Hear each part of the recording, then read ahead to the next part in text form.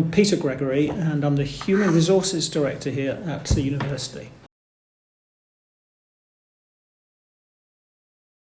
Well, I think the first thing I'd like to say before I answer the specifics of that is that we do respect our staff's right to go on strike, and we want to conduct all of these arrangements in as civilised way as we possibly can. But our primary objective is to ensure that the students have the best possible experience, and where there is disruption, we minimise the disruption as much as we can. I just want to make that.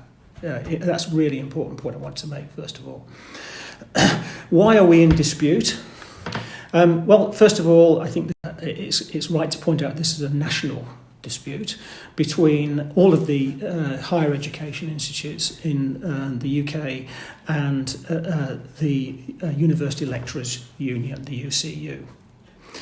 There are really two elements to the dispute. The first is about pay, and the second is about other arrangements that aren't related to pay but about working conditions.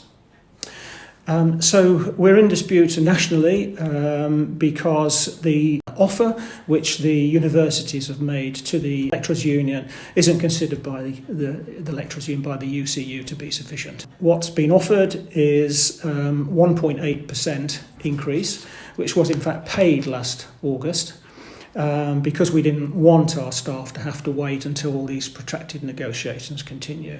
So we paid an increase of 1.8%, which compares to the consumer price index inflation level of 1.7%. The other thing that we have done is that we have paid about half of our staff receive a automatic pay progression.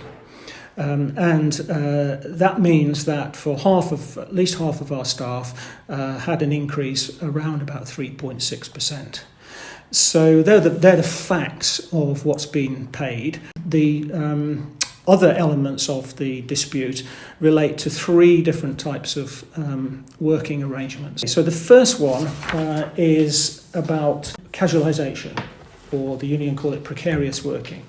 And this is about the arrangements, as I think you've said earlier, about hourly paid lecturers and the conditions under which hourly paid lecturers work. Because there is an argument that they don't have the same level of continuity of employment that other staff have. The second one is about working arrangements in terms of hours, where the union are arguing that increasingly there's more and more pressures being put on them in terms of workload. And the third area that the UCU are seeking improvements in is the pay gap between ethnicity pay gap and the gender pay gap, which essentially means that women are paid less than men and BAME colleagues are paid less than white colleagues. So those are the sort of two elements, the pay element and the non-pay element. I've talked about the pay element, and that's essentially still an ongoing disagreement between the two parties. As far as the other three elements, the non-pay elements, are concerned, I think it's worth pointing out that for UEL, we have been in discussion with UCU representatives for some time over all of those arrangements. So, for example, just last week, we had a really productive discussion with them about the concerns they have over workload. And we have another meeting, in fact, on Thursday when they're back from the strike to continue discussions on that. And we are optimistic that we can find a way of resolving some of our difficulties locally around workload. We have right now about 127 hourly paid staff working with us, which is just less than 17% of the total workforce, although they actually account for less than 5% of the total teaching hours. Now, we've been also talking to UCU about what steps we can take jointly to work together to improve the permanency of some of those people. We'll always need that flexibility of having enough hourly paid or temporary people to cover gaps, but we do think there are ways in which we can improve the permanency, particularly of those people who have been here in longer term. The third issue, which is really important, is the pay gap. And the difficulty with the pay gap is the headlines don't tell the story. So the headlines are that we have a pay gap on gender of 7.2% and on ethnicity of 12%. And that means that the total amount of pay which is paid to BAME colleagues or to females is that proportion less than males or white colleagues. But that doesn't mean to say that level by level by level there is imbalances. There aren't. We've done that analysis. What it really boils down to is that in both gender and ethnicity, there are more females and more BAME colleagues at the lower end of the pay scales. And that's what skews the figures to cause that pay gap. It's worth pointing out that our pay gaps are much lower than our comparators. So if our gender pay gap is 7.2%, across the whole of the higher education sector it's 16.1%. And across all employers, it's in the UK, it's 17.1%. So we're not saying that that's good that we've got a 7% gap, but looking at it nationally, you can see that we're in a better place than most employers. What we've done in the last few months is we've set up, and I think this is the first ever in the UK, it's called an Office for Institutional Equity. It's led by Professor Marcia Wilson, and she's driving the action plan which will help us to correct some of those inequalities that we've got not just in our pay gaps, but in other areas of employment. This is a national dispute, and I think it's worth putting into context the employer's point of view as well. So in a sense, there's been a kind of economic storm over the last few years. So first of all, there's the decline in student numbers across the whole sector, which has put pressure on universities' funding. The second one is all the uncertainty about student fees. The third one, and probably the most worrying one for universities generally, is the cost of pension provision. We are in what's called the Teachers' Pension Scheme and the Local Government Pension Scheme. And the cost of providing the pensions provision for employees. These three things, all this uncertainty and these cost increases have impacted on the universities and made it very much more difficult for them to be able to provide the sort of level of increases that the UCU have been asking for. What is important to note, so Scott Williams, Director of External Relations, is what we are doing over the next week is we are making sure that we are in listening mode. Yes, there's been a number of actions taken, and it's making sure that all of our executive board are there at the picket lines, talking to individuals, listening to their concerns, etc., and making sure that we act on it. Now, we may not have exactly the answers today, but we're certainly not sitting back.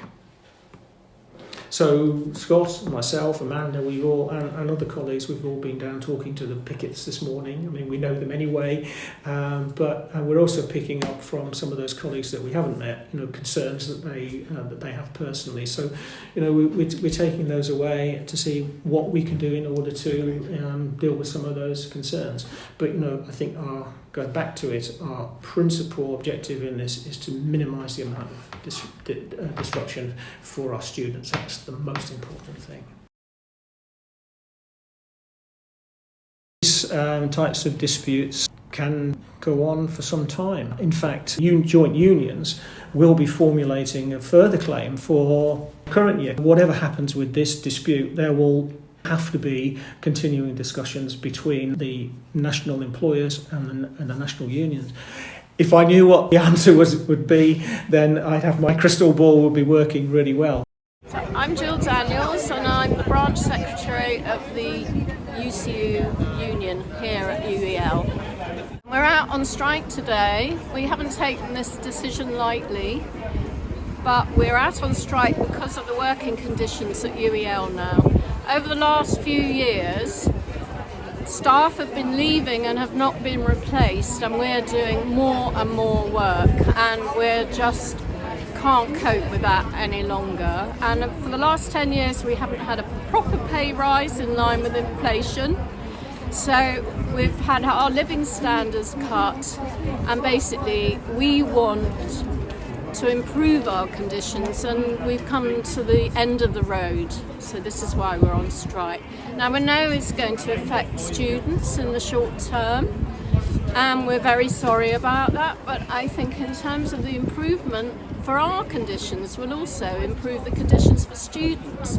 And what we want is to benefit everyone. We're a community, so staff and students should be together. Very important that students actually recognise that although management talk all the time about the student experience and that they're putting students first, actually they're not putting students first, because if you don't have good staff, if you don't have good lecturers who have the time to prepare their lectures, then that doesn't help anybody. And we really think that student and staff together is needed in order to impress upon senior management that things need to change. I'm Dr. David Chapman. I'm a film lecturer here at UEL, and I work on the BA and MA filmmaking. Hello, my name's Lomac. Hi. We have David here, and he will be talking to us about his experience. Why are you here today? Why are you striking? Well, it's strikes being, I suppose, the last resort for all of us. This is the first strike we've had for many, many years. But I think it's just been both nationally, because of course it's a national strike as well as local disputes. There's just been a kind of slippage over the years. The students are very pleased to see them here. If they want to come and say hello on the picket line and show some support, that'd be great. I know that when I've spoken to a lot of students support what we're doing and realise we're doing it as a kind of last resort. So very happy to see them. And hello, I'm Robert Hearn. I'm a senior lecturer in international development with NGO management and politics and international relations here at University of East London. Hi Bob, why are you here? Why are you striking today? We have two separate disputes going on. One is the national dispute, which is around 4 key issues. So around casualisation, where there's far too many university staff around the country that are on 0 hours and insecure contracts. The second part is pay. Our pay's gone down by about 20% in the last 10 years in real terms. The third factor is the gender and racial pay gaps, which we have a very big problem here at UEL and across the university sector as a whole. Women and ethnic minority people are paid less, so we're striking for that. And then what's the fourth one? It's a good question. Pay, casualisation. Yes, the workload. So we have an agreed workload that UCU bargained, negotiated with the university's regulator, which now is being undermined at a national level. And this is also what our local dispute is about. It's about the workload that's being implemented here by university management, as well as the academic contract, which is completely unworkable. For example, the exam period finishes on the 15th of May, and the day we are asked to submit our grades is the 18th of May, and in between is a week.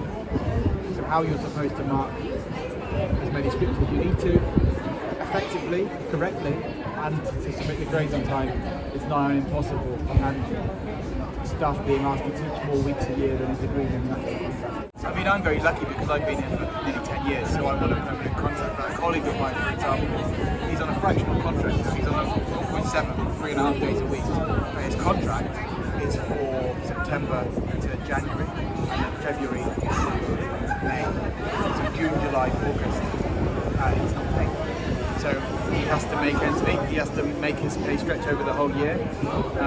He would seek other work, but it's a very competitive sector and there's not a lot of teaching jobs going during the summer period. So for people like him, it's a very precarious employment that he's in. And then there's an even worse situation where people that are on hourly, basically the equivalent of an hourly paid lecturer, 0 hours contract.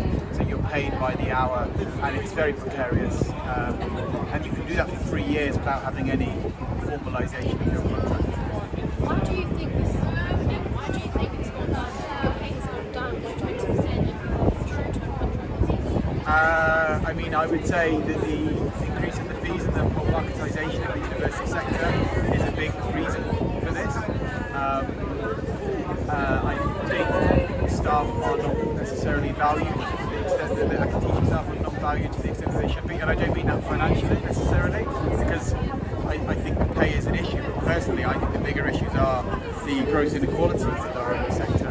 and the casualisation of labour. They're much bigger issues to me than the pay. I think we could be paid a bit more, but that's for me the fourth factor issue of this. The three other major sections of the fight I think are far more important than pay, notwithstanding the fact that we used to be paid more.